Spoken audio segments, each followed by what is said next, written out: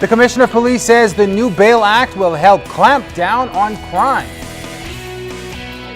Coming up in the Bahamas tonight, parents here in Central Andros protesting over what they say are mounting issues at the Central Andros High School. Bahamas Public Services Union members deciding who will take the union forward today. Find out the details straight ahead. Now in HD.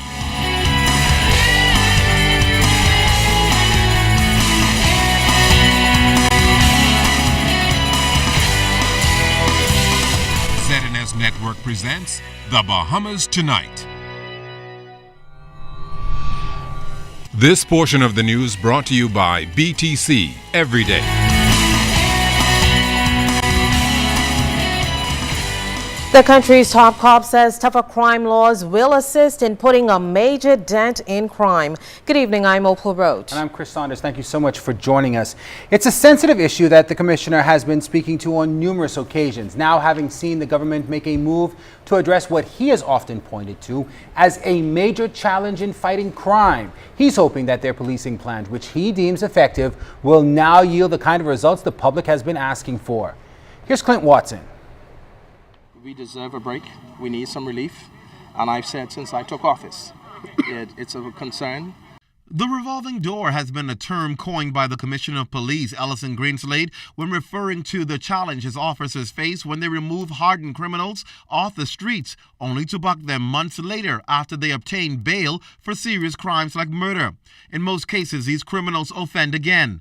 Amendments to the Bail Act were passed on Wednesday night in the House of Assembly to hopefully address concerns like this, making it tougher for offenders to get bail.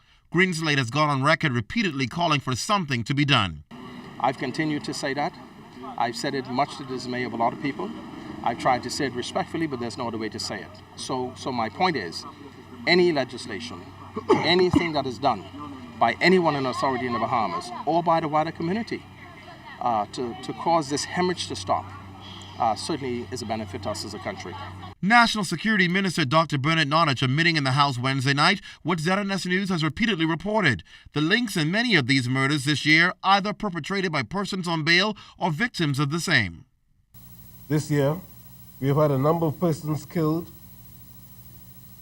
or maybe executed is the right word, who were on bail. These are the realities, Mr. Speaker. A number of persons who are on bail are suspected or charged with committing further offenses. And where this is bail for murder, Mr. Speaker, it is having a devastating effect on our society. So far this year, 845 people applied for bail. About 200 of them were successful in receiving bail, 24 of them for murder. While last year, out of the 976 that applied for bail, 398 of them were granted bail. Out of that number, 66 were on bail for murder. Statistics are alarming at the numbers of persons on a daily basis who reoffend, particularly while on bail. I'm not going to suggest any numbers to cross with what Minister would have said in the House of Assembly or Parliament, that is Minister Gomez nor Minister Nonich. I heard everything that was said. I don't object to any of that. But I'll tell you, we have lots of people, big numbers, who are bad people roving about our country on bail. Overall, though, based on statistics, officials report that crime is down, although there are some areas like murder which are up. There are reportedly now 5 more murders this year than this same period last year. Minister Nonich, though, stressing that even after passing the law, the final decision still doesn't rest with legislators. Parliament may legislate, however. The courts will ultimately determine whether we have exceeded our powers, and there is a constitutional presumption in favor of bail.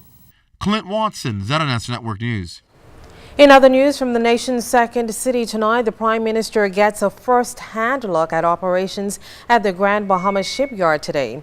The facility is recognized as a leader in the ship repair business. Shashina Roll has the story. The nation's leader, while on his first official tour of the Grand Bahamas shipyard, made it clear that he was very impressed with the operations of this ship care facility. He told officials that his government is willing to work in any way that they can so that Bahamians can be trained and employed in this industrial sector. The nation's leader, along with a delegation of government ministers and other officials, arrived at the Grand Bahamas shipyard shortly after 8 o'clock Friday morning. The group held a private meeting with officials of the shipyard where discussions on the operations of the ship care facility was held. Government officials were then taken on a tour of the ship care facility. They were able to view the docking areas and get a glimpse of the work taking place in the yard before meeting with employees from the various departments.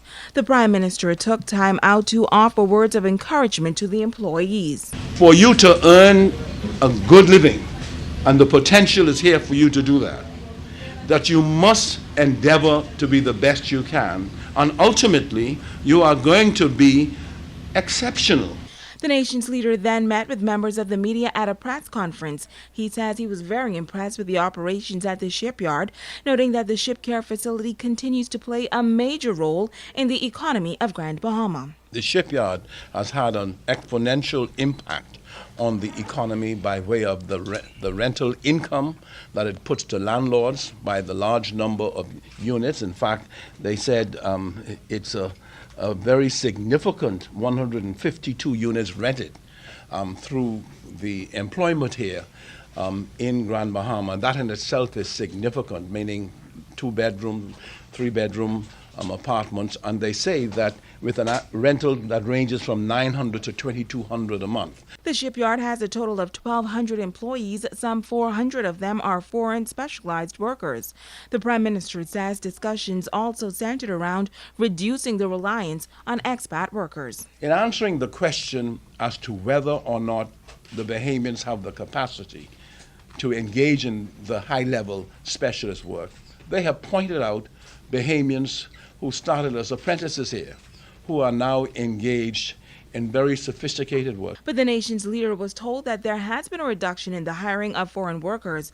The number has decreased from between 18 to 100 work permits to 50. The point is they're making significant progress, and they claim that progress. What we would like to do is to see, with a little bit of stimulation from the government and maybe some help from the government, how we could even make that a much more beautiful and stronger story. The Prime Minister also commending the shipyard for investing in the youth of Grand Bahama. One has to really encourage them when you see the extent to which they have made contributions to the school environment. And it's in physically developing facilities in the school, contributing facilities, computers and the new boards that they use for teaching aids in the schools, and physical grounds in the schools. Now, the Prime Minister says he leaves with the spirit of optimism and camaraderie, adding that the significance of this public-private partnership can only bode well for Bahamians in the industrial sector. Shoshana Roll, ZNS Network News. In just under 2 months, it will be a lot harder for illegal immigrants to slip through the cracks, which have resulted in lingering immigration problems in this country. The government is pursuing policy measures which it hopes will halt schemes among immigrants and Bahamians and at the same time narrow the criteria of legal residence. Here's Keishla Adderley. The war against illegal immigration is an almost literal experience for immigration officers at times. Incidents of shantytown residents hurling stones, resisting apprehension, are on record at the department. And as officers are forced to retreat, incessant voyages from the north of Haiti continue. And according to intelligence, determined Haitian migrants are mapping out new, less detectable routes. With the new boats, the Defense Force has been clogging up the middle of the country. So it is, in terms of the smugglers, not a good route to take because you will get caught because we have the boats in the area. So they're now taking the journey up the ocean side and going straight into Abaco. And their view is, it appears that Abaco is a place that you can just get past the Defense Force, melt into the population, and then, I don't know, is the staging ground to go on to the state. If they are caught in the immigration dragnet, however, the government has a price to pay. It spent just under $1 million in the first half of this year alone on repatriation and is poised to exceed its $1.5 million budget. This as Cuban detainees set sail for the Bahamas in increasing numbers, and the Americans record dramatic increases in Haitians entering Puerto Rico illegally. Domestically, immigration is cracking down on crafty employers who give illegals the stability they're seeking. You can't just jump off the boat and then get some employer in the Bahamas to regularize you. You have to be in Haiti. And the reason we're doing that, insisting on that, the embassy has to certify that they see you in Haiti, is because people have been forging the plane tickets and the evidence that they've sent people away. So we tell them you have to show evidence that the person is gone. They come back with forged documents to show that. So we're not accepting that anymore. That measure is coupled with a proposal to permanently ban deportees. That's currently before Cabinet. What's already been decided, though, is that non-nationals born in the Bahamas will have to have passports from the country of their citizenship. Parents are non-nationals. If you're born here, you should go to your embassy as soon as that child is born and get a passport, and then come to the Department of Immigration and get a residence stamp. And that'll be the deal. Those residence stamps are not available for people whose parents are not here lawfully. So the stamp is only for people who are here, whose parents are here lawfully. Children are born here, they'll be able to get this residence stamp. That measure takes effect November 1st, and by that time, immigration's forces will be going in with legislative ammunition they hope will turn the tide on illegals. Keishla, Adderley, ZNS Network News. Now, as the immigration crackdown continues, another new Defense Force vessel was commissioned today. The HMBS Leon Livingston Smith is not as large as the HMBS 80 Hannah or the HMBS Thurard Knowles, but still will help improve the Defense Force's capacity to patrol our waters. Leon Smith was the first Bahamian Commodore of the Royal Bahamas Defense Force. Parents with children at the Central Andros High School are up in arms today over the transfer of a math teacher at the school and what they are saying are other pressing issues. Well, as Fern and Carey reports, parents are also keeping their children at home to bring attention to their concerns. Parents here in Central Andros continuing their protest for a second day over what they say are mounting issues here at the Central Andros High School. We are lacking in every area of the school. There's no woodwork teacher. There's no science teacher.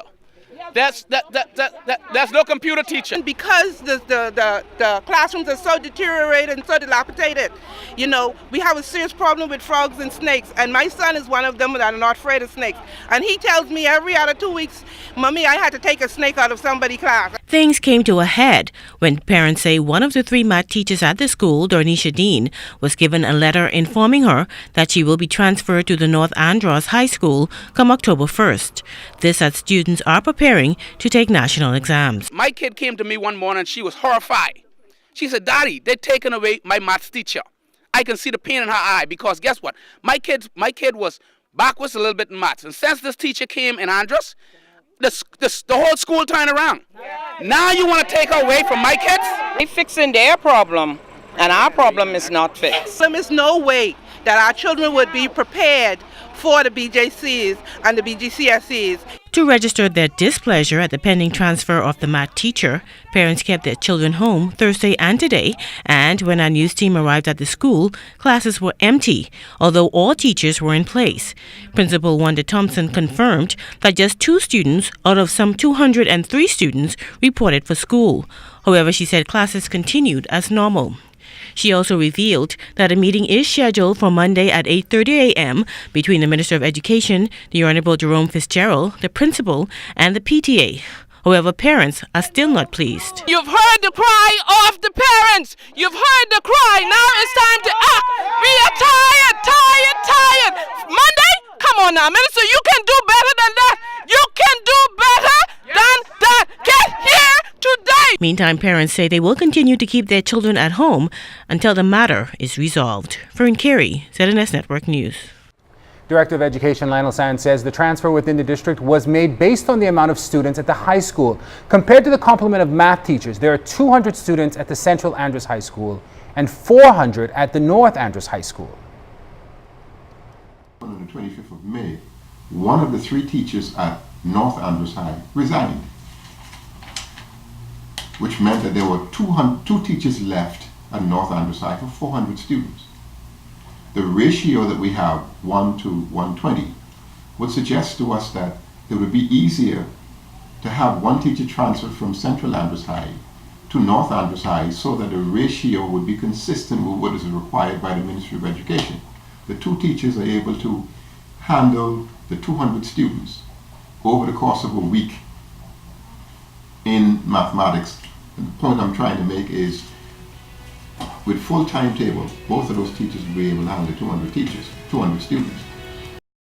This segment of the news is brought to you by Shell Quality Fuels.